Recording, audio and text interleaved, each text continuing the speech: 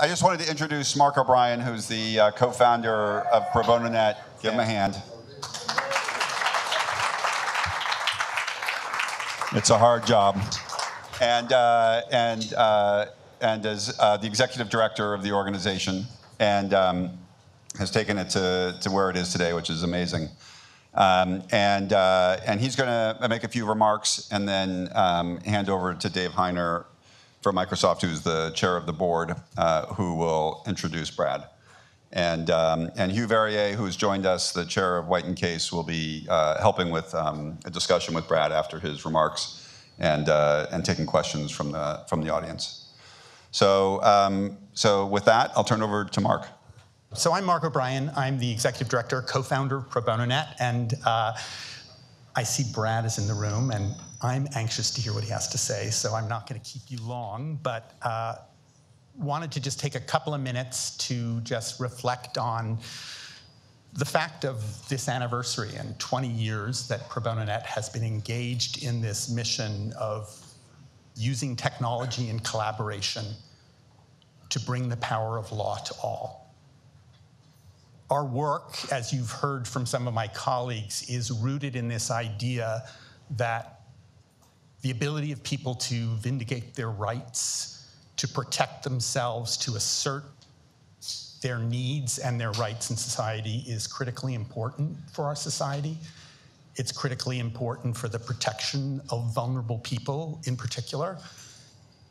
And we believe that technology has the power to create incentives to bring together diverse groups of actors to think about solutions to overcoming the challenges of access to justice in ways that are more collaborative, that are more open, that will be more effective.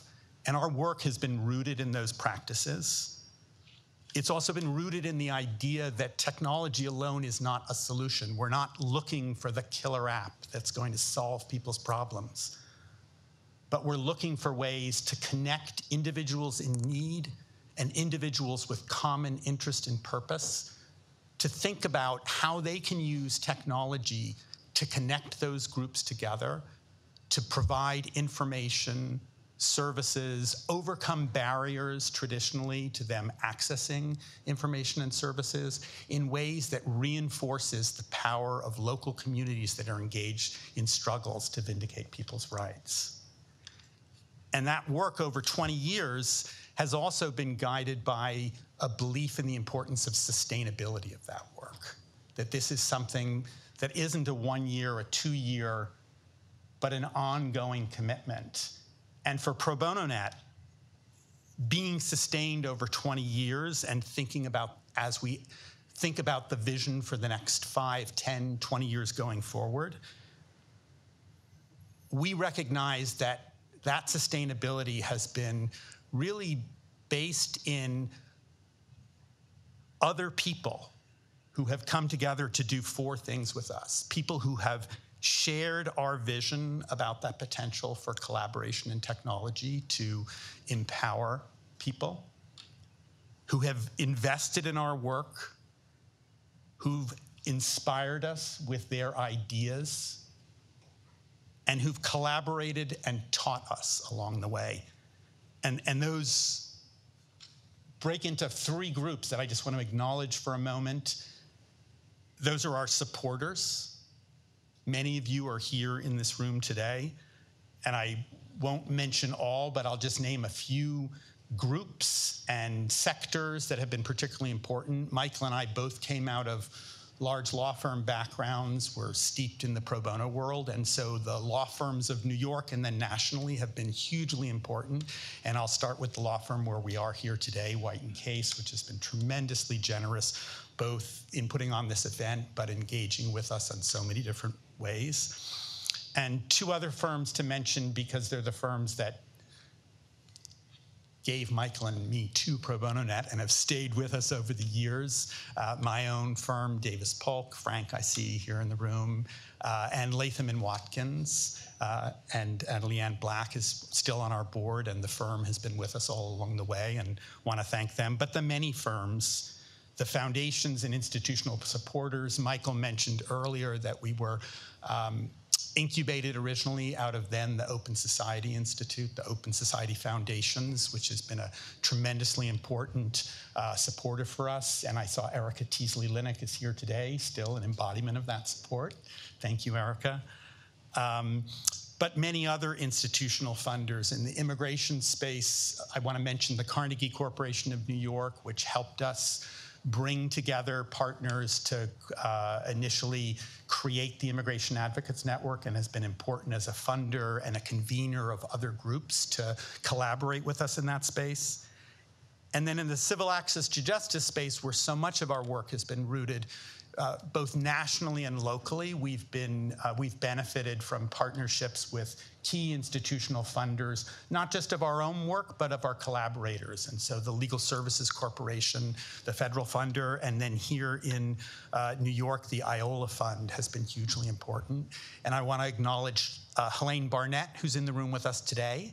Helene was from 2004 to 2009, was the president of the Legal Services Corporation. And so I'm sure, scratched her head and banged on desks about things that we were doing at the time, but came to embrace our work and has returned to New York, and her role now heading the Permanent Commission on Access to Justice has been a hugely important collaborator and proponent of our work, and thank you, Helene. As important as those supporters who've brought financial support to us have been the partner organizations who have really embraced our work, early on grudgingly, and now in ways that we find that their ambitions outstrip ours at times. And it's a diverse group of legal aid organizations, the courts, private bar. In the early days, we wouldn't have said we were looking to bring the power of law to all. We probably would have said we were trying to bring the power of lawyers to all. But increasingly, our partners and collaborators are folks, new justice actors, folks outside of traditional legal organizations, and those are organizers, immigrants' rights workers, healthcare workers, public librarians, and others, who so much more of our consumer and public-facing work is focused in partnership with. And I just will mention, since so many of you are in the room, but one person who I want to mention who has partnered with us in so many ways and came a pretty long way today is Michelle McKenzie from the Advocates for Human Rights in Minnesota. Minnesota was the first place outside New York where ProBonoNet went and tried to establish our statewide model. And Michelle, who had participated in collaboration around our asylum work, was a huge partner in helping us get acceptance and support within the legal community in Minnesota, and then helped us in the creation of the Immigration Advocates Network. Michelle, thank you for all of that. On behalf of everyone else, I'm thanking. And finally, with our supporters and our partners are our people, the staff who over the years we have been lucky to attract and empower a tremendously diverse, innovative, and committed group of people. You got to hear from Rodrigo and Liz a little bit earlier. I hope during the reception you'll get a chance to meet some of our other staff who are here, really who are thought leaders in our space, and really will be the folks who carry this work forward into that next 20 years. I hope you'll meet them. I hope you'll work with them going forward. And finally, our board. Michael mentioned early in the day, but enough new people are here that I'll mention him again. We were hugely lucky. It was one of those things where sort of like, something falls in your lap, was an introduction to Michael Cooper, a senior litigator at Sullivan & Cromwell firm, who came to us, who embraced the vision, who became engaged and helped really connect us in the legal community in ways that we could never have done ourselves.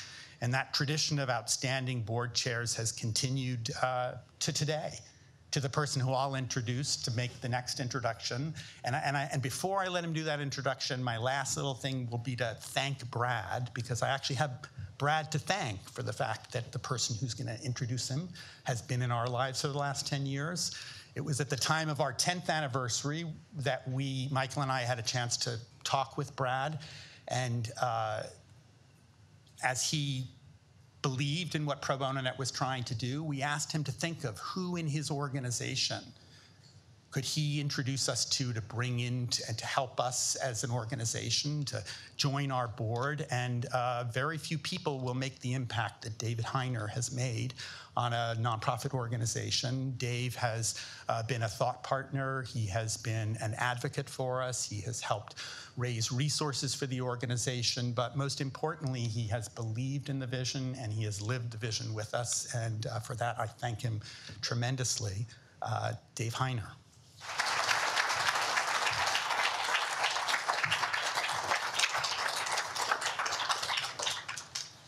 Well, thank you, Mark, and thank you to all of you for coming this afternoon.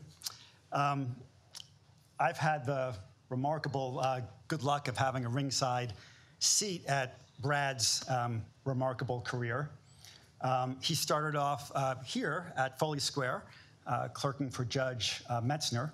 I was a clerk at Foley Square that year too, but the nature of the building is such that we never actually met. But that was 1986. And something else happened that year. A medium-sized kind of company that was building something then known as microcomputer software went public. And that company grew very rapidly so that its legal needs grew as well. And 9 years later, Brad and I found ourselves standing on the shore of Lake Chelan, which is in the high desert of eastern Washington, at an offsite at Microsoft's then sort of young law department. And we were kind of wondering, like, what had we gotten ourselves into? Brad had what seemed to me at the time like a really cool job. He'd been in it for 9 months. He was responsible for all of Microsoft's legal affairs in Europe, based out of Paris. And I was coming in as the first antitrust lawyer, and that ended up keeping me busy for quite some time. But Brad's career really took off. So that was 1994 when we were meeting. In 1997, they bring him back to Redmond, and he takes over all of the legal affairs internationally, so outside the United States. And just 5 years after that, in 2002, Brad was named general counsel of Microsoft. And it was a difficult time for the company. We had just come through a bruising antitrust battle in DC. The company's image was a bit tarnished. A case, antitrust case in Europe was kind of just gearing up. And Brad really charted a path forward for the company that didn't fit that comfortably with its DNA. It was a path that was more around self-reflection, taking a look at ourselves the way other people see us, making much greater strides to kind of reach out to regulators and rivals, some of which I got stuck having to do, which wasn't my favorite thing, but anyway. But Brad's approach was actually a foreshadowing of things to come. The antitrust cases against Microsoft were important, but today the tech industry as a whole is facing a greater set of criticisms and challenges. Technology is so much more deeply embedded in our lives than 20 years ago, or even 10 years ago. And yeah, it's great. We get all kinds of benefits from that, but new issues arise as well. Issues around social media and the content that appears there, issues around privacy, issues around this sort of mysterious thing that we call artificial intelligence. And today, Brad has really emerged as perhaps the leading thinker in the industry on these subjects. And once again, his message is one that doesn't necessarily fit that well with an industry that tends to be a bit brash and that celebrates disruption. Brad recognizes that tech firms have an obligation to do good, and that is why 10 years ago, as Mark was alluding to, he was happy to take a meeting with Mark O'Brien. Mark had a simple message that day, that the access to justice gap was growing, that technology could be part of the solution, and that Microsoft ought to get engaged. And we've been a strong supporter, with Brad's support, of ProBonoNet ever since. So Microsoft has grown a lot through the years. Today, it is the most valuable company in the world. And the company is so big that there is not just one Brad Smith at Microsoft. There's actually 7. But there's only one who's been a top advisor to every CEO that the company has ever had. And there's only one who's been so influential within the company and within the industry that he was named president of Microsoft in 2015. And that's the Brad Smith we have with us here today. Please welcome him to the podium.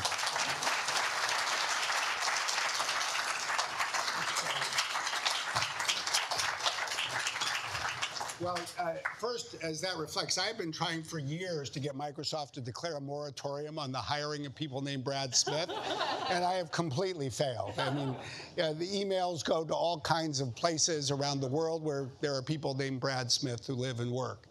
The second thing I'll say is there's something that, important in the stories that you heard. Actually, the only thing I really do at Microsoft is find other people to go do the work. And it was a great day when we were able to persuade Dave Heiner to work with ProBonoNet. I still remember that very day on the shores of Lake Chelan. It was actually 25 years ago, just this past month. And one of the interesting things about the conversation was at the time, almost every lawyer at Microsoft was from Seattle. There were like 3 of us who were not. And we actually, were comparing notes and we're like, okay, we're like the ugly ducklings here. We're not from Seattle. We're sort of the odd people out. And it was part of the growth and ultimately the maturation of this wonderful company that gave us the opportunity to work more closely together and to work with extraordinary groups across the country and around the world, including this group, ProBonoNet, and to just see what all of you have contributed to and what people have really led the way in accomplishing over the course of 2 decades. I did think I would talk a little bit to kick this off about technology and society. I think it's a great topic for this group because ProBonoNet was founded to ensure that technology serves society and specifically the lawyers who are serving society. And I think this is an interesting moment to step back and think about that because technology is not just ubiquitous in our lives, it's not just ubiquitous in every society around the world, but it is being used in so many different ways. It is extraordinary to me to think about what technology has become. Because we were so excited when we sat and talked in 1994 about this thing called the personal computer. Computers had become small. And they've become smaller and smaller over the years, but they've actually become bigger and bigger at the same time. And that's one of the many contrasts, even paradoxes of technology today. I had the chance to publish a book just last month with Carolyn Brown at Microsoft. The 2 of us wrote it together. She's here this evening as well. And we opened this book with a trip to a data center. A specific data center, although it's not the only one of its kind for a company like Microsoft. It's in a town in Washington called Quincy, a small town. And when you get to this data center, what you realize is that it's not just a building, it's a campus. Actually, it's 2 campuses connected together with 20 buildings. And the first thing that you realize as you approach these buildings that reflects how different the world has become for technology is that before you get inside, you find yourself looking up at generators, electrical generators that are 20 feet tall. The largest electrical generators in the world. Why are they there? Because if the data center ever loses its connection to the electrical grid, the computers need to keep on running. So literally, each of these generators has the capability to power the equivalent of 2,000 homes. It's connected to fuel tanks with thousands of gallons of diesel fuel if that were ever required. But as you get inside one of these buildings, after you make it past the first security perimeter, you then have the opportunity to visit one of several rooms that have literally thousands of electrical batteries, each sort of the size of what you would see under the hood of your automobile. And you ask, well, why are all these batteries here? Well, they're there for two reasons. One is actually the electricity from the grid runs through the batteries, and the batteries actually power all the computers so that there's never a power surge. Because just imagine what a power surge could do to all those computers. But the second reason they're all there is if the power ever went out, it would take 10 seconds for those huge electrical generators to start up. And you don't want those computers to stop operating for those 10 seconds. Ultimately, you go through yet more security, you go through fireproof walls and bulletproof doors, and you finally enter what is really the inner sanctum. It's, in a sense, a temple, if you will, to the digital age in which we now live. And as you enter these rooms with computers, you see almost no people. But you look down, and there are rows and rows of computers that go literally beyond your line of sight. And on this single set of campuses with buildings, there are literally hundreds of thousands of computers with literally millions of hard disks. And as you walk around, you realize that it's not just this amazing display of steel and circuits and the like, but you realize that on each of these computers, somewhere in this campus, there is data that belongs to you. Literally. It might be the email that you sent a half hour ago. It might be that legal brief you worked on last night. It might be a photo you took yesterday morning, or your doctor's records that your doctor is storing, or your bank records. Basically, almost everything that you rely on for your life, everything that your employer relies on for its business, it's all there. That is what technology has become. The thing that powers these small devices that we put in our pockets rely on these huge data center campuses. And then you start to think about the ways that this is impacting life around the world. And you can talk about businesses, you can talk about issues, you can talk about technology, but I think to really think about the impact that technology is having on the world, the best way to do it is to talk about people. So there's three people I want to talk about that I think reflect the panoply of digital impact around the world. The first is a man in the United Kingdom. His name is Patrick Ward. He heads up the sales team for a small company called Purbeck Ice Cream, gourmet ice cream. He's a character. He says, I do two things in my job. I talk and I eat ice cream. And he says, you know what? I do both of these things really, really well. Why does Patrick Ward play a part in this story? Well, it turns out that he also suffered from a serious heart condition. And he had waited a year to have heart surgery. And as it turned out, he went into the hospital to have his surgical procedure on a Friday morning in 2017, on the 12th of May. He went into a hospital that is just a couple of blocks from St. Paul's Cathedral. We've all seen it in central London. A hospital named St. Bartholomew's, or St. Bart's, as people in London call it.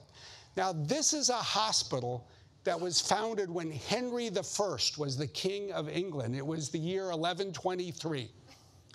It is a hospital that never stopped operating during World War II. Throughout the Blitz, bombs fell on London, the hospital remained open. But that Friday in May, 2 years ago, the hospital was stopped in its tracks. Why? Because of a cyber attack. A cyber attack launched not by Germany or Russia or China, but by North Korea. It was called WannaCry. It was a cyber attack that afflicted 300,000 computers in more than 150 countries in one day. Imagine that.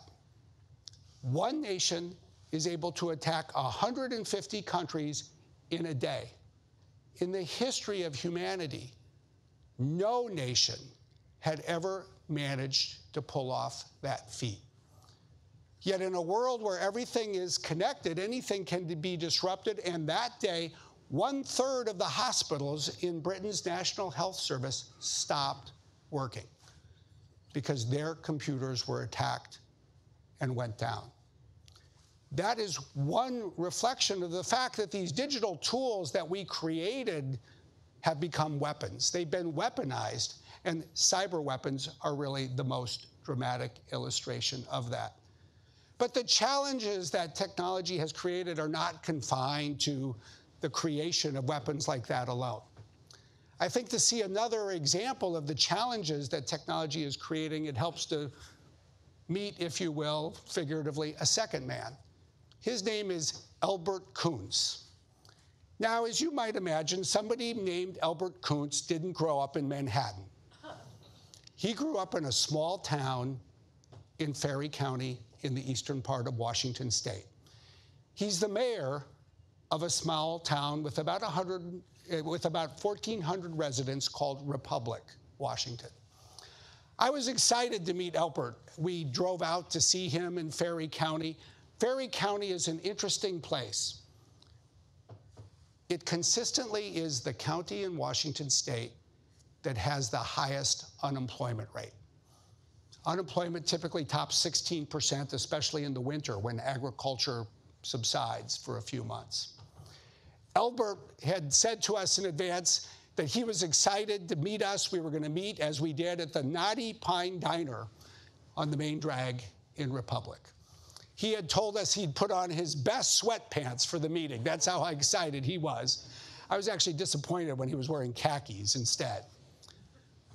But we sat down with Albert and 3 or 4 other folks from Republic, Maryland. I'm sorry, we're from Republic, Virginia. I'm sorry, I'll get it eventually, Washington, working my way across the country, to talk about one specific issue, broadband. Now, broadband we think is important because it is, if you will, the electricity of the 21st century. Yeah, if you want to improve education, if you want to advance healthcare, if you want to grow a business, if you want to add a factory, you actually have to have broadband these days. And one of the reasons we went to Ferry County is because the Federal Communications Commission had published data that said that every resident in that county had access to broadband. And yet we had heard the reports, we had done the research, and we knew that was not true. And sure enough, that's what we learned when we got there. It's not just something of theoretical importance to the people of Ferry County. This is a place, like a number of Western states, that has to deal every summer with something that is really only of hypothetical importance to people who live in Manhattan.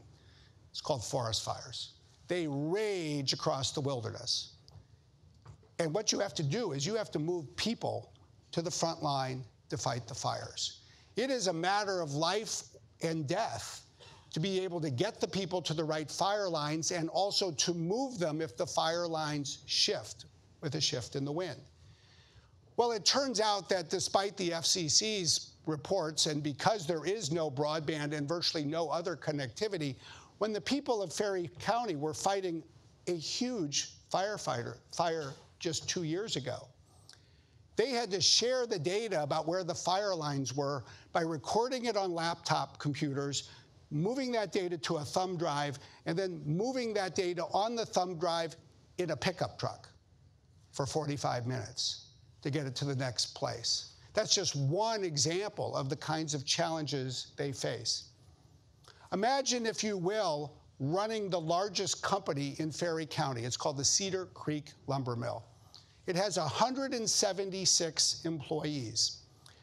And until 2 months ago, the entire company had to connect with those data centers and the cloud off of a single copper line that provided bandwidth that is 1/50th of what a student typically has at a dormitory in an American university, probably half of what almost everybody who lives in Manhattan has in terms of speed. So this has become a huge barrier to economic opportunity. And it's an even bigger problem when federal money doesn't flow to places that the federal government believes have broadband already. And Ferry County is not unique. These kinds of counties exist in most states in the country today. And if you really want to understand the politics of a divided America, I think inevitably you have to go from the great cities, whether it's New York or Chicago or Los Angeles or Seattle and go to these communities. And what you find are people who feel left behind. And what you learn when you are there is that they feel left behind because they are. They are still living in the years that we all lived in before ProBonoNet was founded, the dial-up era of the 1990s. So that too has become one of the issues for technology and society. But I think the good news that really led to the founding of ProBonoNet in the first place is that technology today is not just a weapon, it's not just a problem, it's not just a concern, it is also a tool that is a cause for hope. And so for me, the third person that always brings me hope is a woman named Ann Taylor. She works at Microsoft. Now, Ann learned to code. She learned to code when she was in high school as a student at the Kentucky School for the Blind. And as you would imagine, a student who attended the Kentucky School for the Blind is herself blind. Interestingly, when Ann was a student there a couple of decades ago, the Kentucky School for the Blind didn't offer any courses in computing. So she went over to the local public school. They didn't know how to serve a student who was blind, but Ann has this infectious personality, this enthusiasm, and they figured out how to be of help. She went on to graduate from high school. She went on to get a college degree, to get a degree in computer science. She went on to work for the National Federation for the Blind and lead their accessibility work. She ultimately left to come to Microsoft, where she leads part of the team that works across our company to make our products more accessible for people with disabilities, something that you all have talked about here. There is a particular application that Ann helped create that, to me, shows the way to the future. It is a product called Seeing AI. Now, interestingly, these phones that we all carry around, they have cameras. We all know that.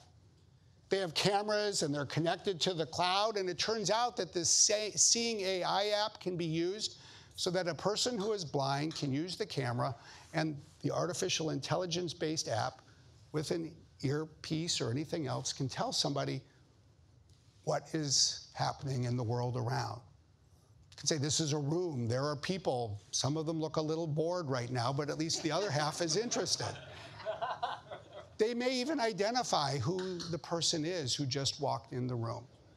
That, I think, is the kind of cause for hope. You know, it's what led us to create a program we call AI for Good. It focuses on climate issues with AI for Earth. It focuses on accessibility issues with AI for Accessibility. It focuses on preserving and sharing the world's cultural heritage through AI for Cultural Heritage. It focuses on human rights and the protection of the rule of law through AI for Humanitarian Action.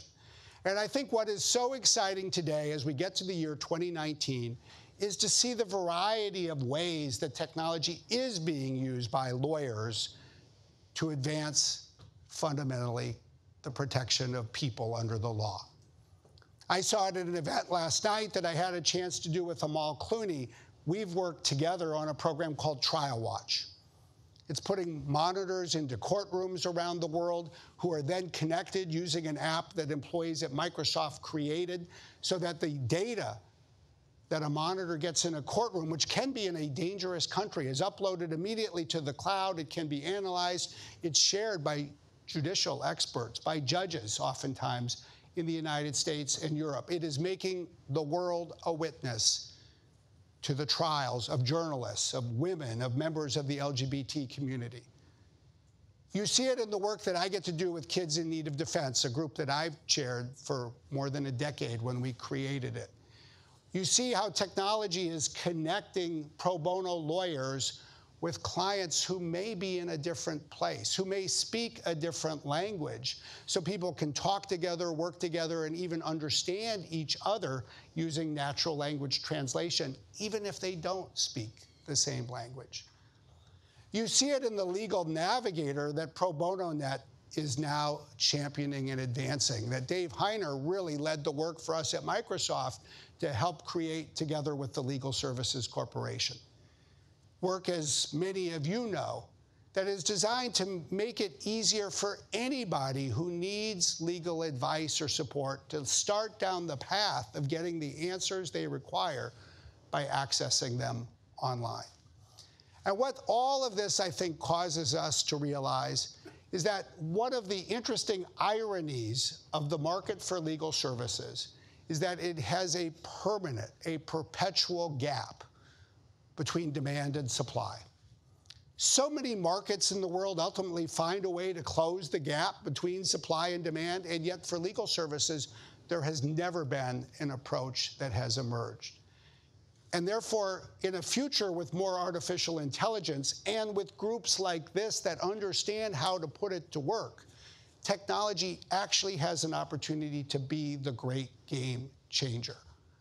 And as we look ahead to the next 3 decades, as our economy is defined by the changes that will be wrought by artificial intelligence, there may be few areas where there will be opportunities to do more good than the good that all of you can do. I think that the future of technology and society requires that we look at the problems technology is creating with our eyes wide open, and that we understand what it means to a Patrick Ward or to an Albert Kuntz, and that we take the steps needed to solve those problems and do so in bigger and bolder ways. But ultimately, I think the most exciting part of the future belongs to the Ann Taylors of the world, to the people in this room, the people who find new ways to use technology for good and find new ways to ensure that the law serves people the way we all want it to work. So thank you for what you're doing. It's great to be here with you this evening.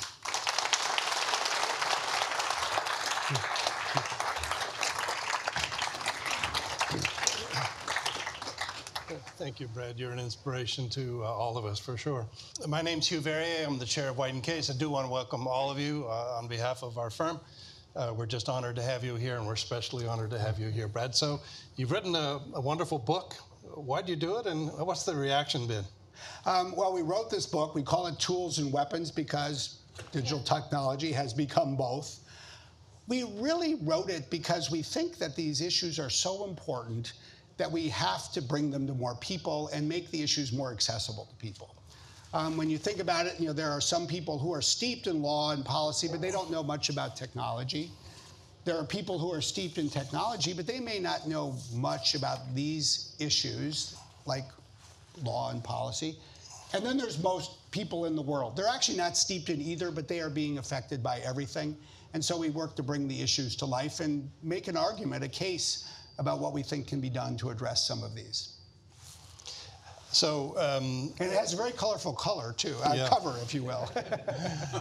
So, Brad will take all questions in the brief time that we have together, so we'll throw open the floor now. But just to get us going, I do want to read a quote from the beginning of it where Brad's described as having a simple core belief: when your technology changes the world, you bear a responsibility to help address the world you have helped create. Could you elaborate on that, or where do you see that responsibility coming from, Brad? Well, I do think that the tech sector, tech companies have changed the world.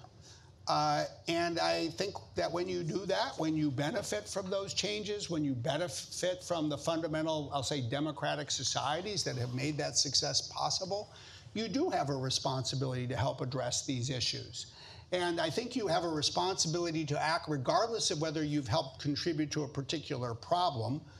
You actually have a responsibility to act anytime you can be part of the solution.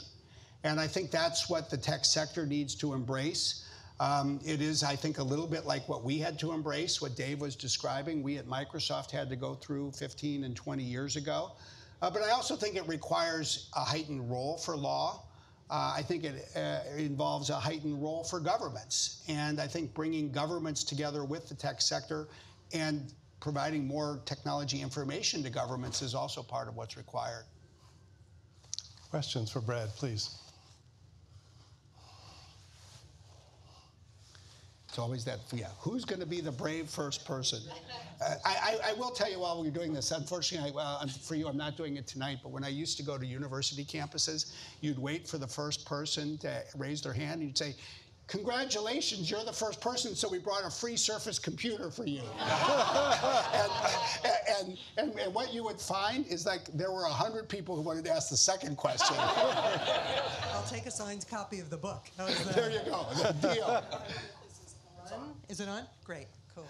So my name is Marcia Levy. I'm the Executive Director of Volunteers of Legal Service, but I was also pro bono counsel at Sullivan and Cromwell when you decided to launch Kind. And you and I have discussed this before. I'll just simply say I didn't get to go to the Angelina Jolie dinner. And you know what I mean I do. when I say that. You had to donate 1,000 hours from a firm, and then you got to have dinner with Angelina Right. Jolie I got breakfast with you. and me, but I was not the draw. Right. I got breakfast with you, but I'll tell you that. That was second prize. Right, that was second prize. But here's what was really meaningful about it, that you as a company, and this was pretty unique back then, saw a need in the legal community, and you took action to fill it. And I think we've all seen, there are many of us here in this room, we're here at White & Case, the law firms have really taken the lead in doing pro bono, White & Case in particular as one, but certainly in this room many, Sullivan and Cromwell, Latham and Watkins, and I'm probably missing a bunch of people here. And the companies are now starting to come up. Yeah. What advice do you have? Because they're a little more afraid. You know, it's a little harder. The departments are smaller, the budgets are less. What advice do you have? And as legal service people, how do we get the companies to really embrace this idea of pro bono and work with us to make the kind of impact that, you've been making? Well, the first thing I want to do is acknowledge and thank all of the lawyers from law firms, and especially White & Case as our host this evening, for the leadership role that law firms have long played in fostering pro bono work. And I just think it's been vital. And as I worked at Microsoft with people like Dave, it became something that we wanted to embrace and spread within the in-house bar as well. It was interesting because I remember one of the first steps we took. We got involved in some of the immigration work even before Kind. This was in 2004. And we took on immigration as a cause. And the chief operating officer of Microsoft at the time basically said, "What are you doing? Don't you know this immigration work can be controversial?" And I should have said, "You have no idea how controversial it can become." But to me, I always start with the premise that lawyers have a professional responsibility to do this work. That is the way the legal profession is structured. And in every state that I know of, the standards of professional responsibility call on lawyers to do some of this work. That was my first line of defense 15 years ago. But we've learned, I think, so much since then about how beneficial pro bono work is, not just for the people you serve, but for the people who are involved. People expand their skill set. One of the points I make when I speak at law schools, which I don't get to do as much these days, but I'm always glad that others are, is that one of the interesting things about pro bono work is almost by definition, you are serving a client who is different from yourself. Because you could probably afford a lawyer if you needed one, and the person you're serving cannot.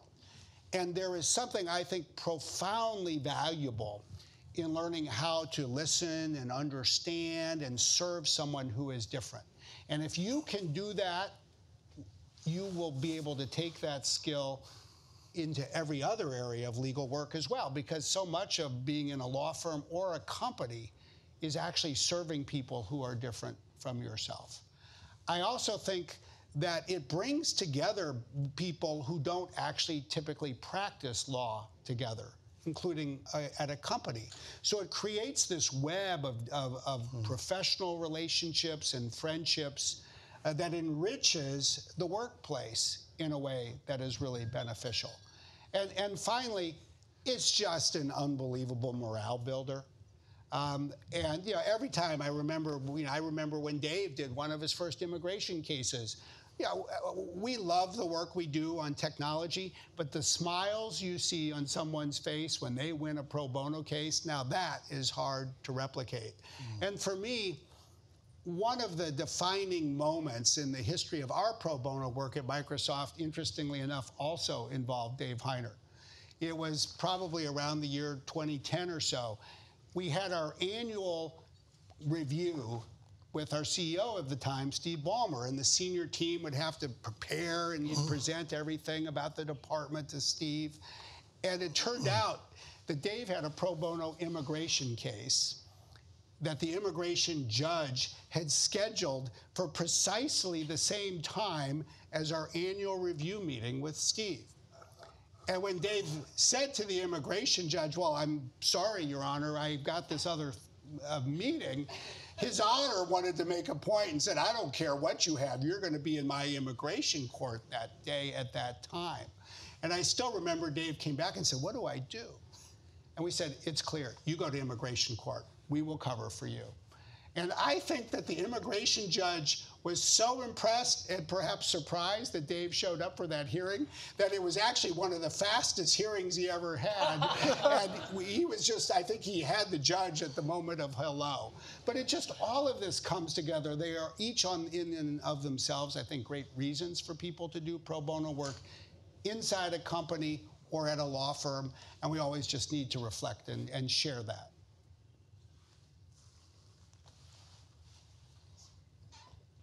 Thank you so much, Brad. What do you see as the biggest opportunities for regulatory reform, government reform to improve access to our legal system? Well, I guess that's the first thing I should say is there are probably about 100 people in this room who know more about that answer than me. So I'll just reflect on that.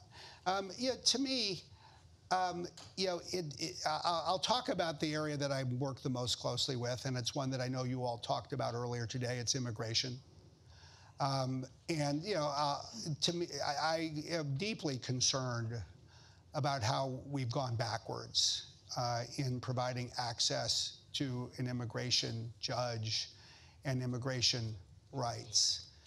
Because I think sometimes you can learn a lot from your setbacks and then you figure out what that means for opportunities in other areas.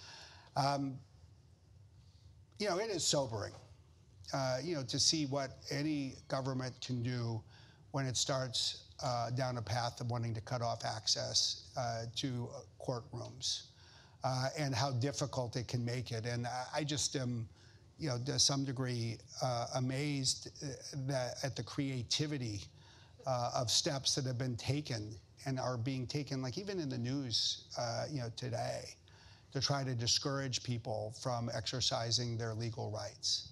I think that we should all be proud that, for the most part, we live in a country where the courtrooms and the courthouses are open to everyone.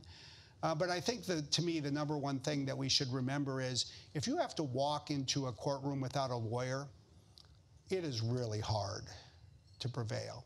So I'll always come back to, if you really want to provide access to justice, you have to provide more access to legal services and to lawyers. And then we have to think about how to scale.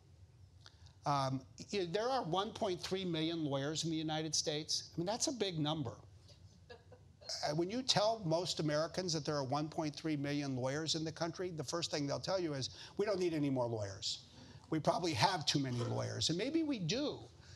But what is so interesting is there are so many people whose lives, turn in a direction for the worse because they cannot get access to a lawyer. So the great question in my mind has always been, how do we scale to meet the needs of the 319 million people that aren't lawyers? I just think that the more we can find ways to use technology as the equalizer, the better off we'll be. I thought it was amazing, the work we had the chance to do with the Legal Services Corporation. I thought it was a little surprising that the only two states that really jumped up to use this new technology were Alaska and Hawaii. But maybe there's something in that, that people thought, well, we're far away, we need technology. And maybe the thing we're missing is that we need technology everywhere because we have people in our midst that are not able to get the legal services they need. I do think that the innovations that are being driven here, they point in the right direction. And I do have a huge sense of optimism that artificial intelligence may be able to do more to solve this scale problem for legal services than in many, many other areas of life, and we should really double down on it. Yeah. Actually, that was the precise question I wanted to ask you, which is, where do you see that frontier of innovation in terms of AI in the law? I mean, at a certain level, perhaps it's kind of disruptive of the way normal law is practiced, in the way it's been disruptive of the way normal healthcare is provided. On the other hand, it's expanded access into remote areas to people that wouldn't otherwise have that. And I just wonder, what's your own thinking about where that frontier is in the legal profession? What are the innovations beyond the ones we've discussed that are kind of floating around in your cloud? Well, the first thing I would say is I think we should always start by reflecting on the fact that technology has been changing legal practice for multiple decades now. One of the stories that people sometimes tell about me is that I was, when I got this offer to go to Covington and Burling in 1986, I said I would accept the offer only if I could have a personal computer on my desk. And that required a decision by the firm's management committee. And when they went to them, the conversation on the management committee was like, why does this guy want a computer? Doesn't he know we have secretaries with typewriters? Just think about how it's changed the work of writing. Or I think about the fact that when I showed up at Covington and Burling, I had these dreams. Oh, they're going to put me on an airplane. They're going to send me to Europe. I'm going to negotiate some big highfalutin thing. And instead, they showed me the file room on the 8th floor with 110,000 pages of documents and asked me to dictate summaries of all of them. Work that is already done by computers, right, if you will. Mm-hmm. So, in a sense, I think within one level of legal practice, computers keep automating certain tasks. And at one level, that is and probably should be a concern. In the 90s at Microsoft, we had one paralegal for every lawyer. We now have one paralegal for every 4 lawyers because technology is doing so much of what paralegals once did. And I think that when you consider something like legal research, I would expect that machine learning and artificial intelligence will do a lot of the hard work that associates have long done in looking at legal cases and looking for patterns and finding relevant decisions and the like, and they'll increasingly be able to reason. I think that the great opportunity is always then to ask, what do we do with the time and energy that is freed up? And I've always taken solace and even a level of enthusiasm myself out of the fact that I think that what is really exciting and important in life is not finding the right answers, but asking the right questions. And if we can use artificial intelligence to help us track down the answers and then ask and spend more time thinking about the questions, I think that there's something there for how the practice of law evolves in a way that I'll just start with by saying will be edifying, will be stimulating and challenging for the lawyers at great law firms and in great companies. So that would be the first thing I would say. And then maybe we can use this capacity we free up, both of people and of computing, and figure out how we scale. Because as a profession, we need to scale tremendously. So, Brad, I actually worked at Covington and Burling in 1996 and 97.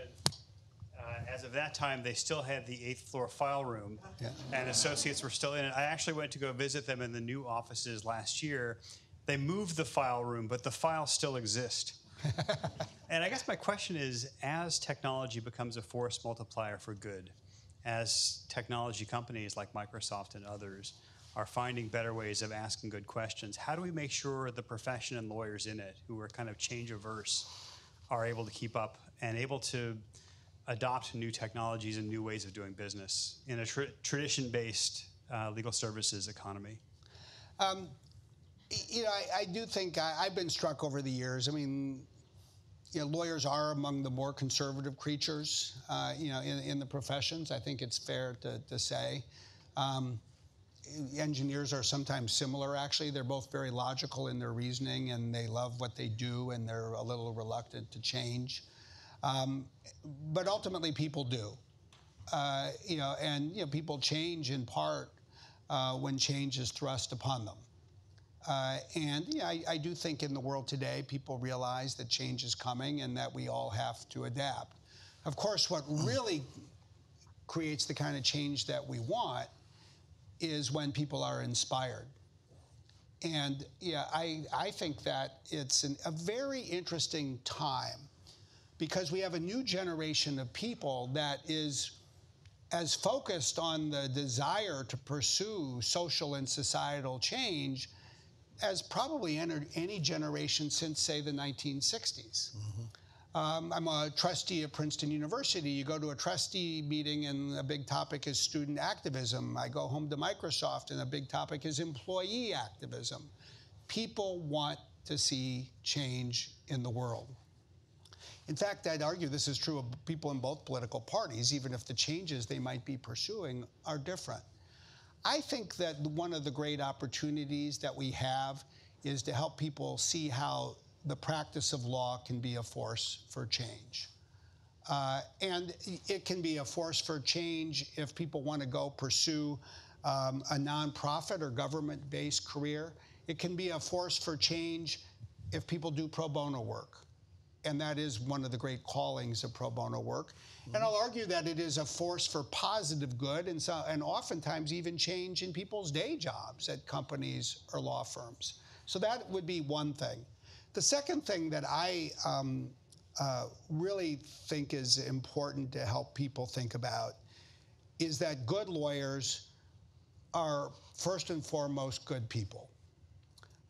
There's something about legal reasoning that can make people so focused on the technicalities that they can sometimes lose track of the fundamental human issues that are involved. And so, within Microsoft, this is something I didn't do 15 years ago, but I do today. It's like when there's a legal problem, I first say, look, let's solve the problem, and then we'll deal with the legal fallout. Lawyers can sometimes be so focused on managing the legal fallout that they lose sight of the human problem. And if we remind people that they're humans first, and we tell lots of stories in this book. Some of them are from history. Some of them are of engineers. Some of them are other companies or politicians and political leaders, and some of them are from Microsoft. And the favorite story that involved Microsoft that we told in the book was actually the story of a lawsuit that we had. And we made a promise to our customers in 2013 where we said, look, if you're a company and the government comes to us and asks us to turn over your data from that data center, we're going to go to court and we're going to fight it. And it tells the story of how in 2015 we had such a lawsuit. We can't share all the particulars because it was under seal. But the story we share is the litigation team saying, we are about to get hammered by a judge. This judge is not happy with us for fighting this subpoena. And we're probably going to end up with a contempt fine, and it could be expensive. And so the litigation team said, we should just fold our tent. We shouldn't fight this fight. And the story we share is the conversation that we had inside Microsoft with our inside and ultimately our outside litigators. And what I said to them at that time was, look, I'd rather be a loser than a liar. We made a promise, we'll keep our promise. It's okay if we lose. I said to them, go fight this fight, and if the contempt fine is less than $20 million, I'll declare it a moral victory. It was a team at Covington, actually, that was the outside firm. Everybody knew there was no way we'd get a fine of $20 million. And so everybody's like, okay, this is great. We can't lose this case. But really, to me, it's just a reminder, and I think this is what people learn from doing pro bono work as well, lawyers are people first, our clients are people first, and there are actually causes more important than winning. And I think if we can remind people of those kinds of things, I think that we can navigate the rest and we can motivate people to become the kinds of lawyers we actually want them to be. Brad, I think we'll have to stop you there, but turn it over to Mark, and thank you for sharing your time with us. Thank you.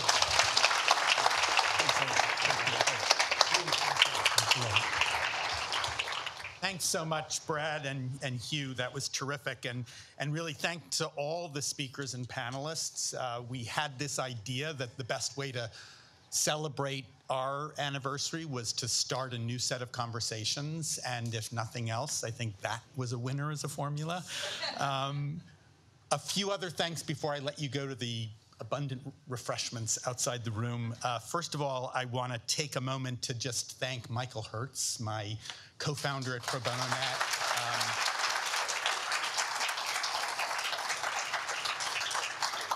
If there are other people who are thinking about, leaving secure jobs at law firms and starting nonprofits, adventures, my first piece of advice was make sure that you choose as a collaborator in that somebody who is generous, somebody who is loyal, and somebody who has great ideas, and you'll do fine. And Michael has all of those in spades, so thank you, Michael. I also want to thank all of the team here at White & Case, the events and communications team, who in addition to pulling off this event have done just a tremendous job to help us with our messaging around this. I hope you'll go enjoy some of the videos and other things on social media that they've helped us share. I want to thank our own team at ProBonoNet, our development team, Mark McGrath, Jack Gitzes, and Jessica Darling, who have just worked tirelessly.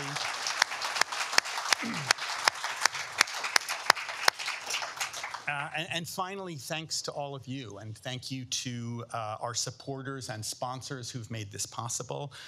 If there are any of you in the room who aren't supporters and sponsors, if you want to know more about our work, let us know.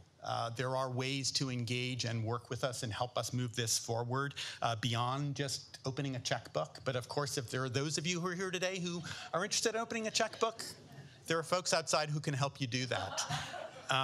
And outside those doors is the reception. I hope you'll join us, and I hope you will enjoy the rest of the evening. And again, thank you all for coming here and participating.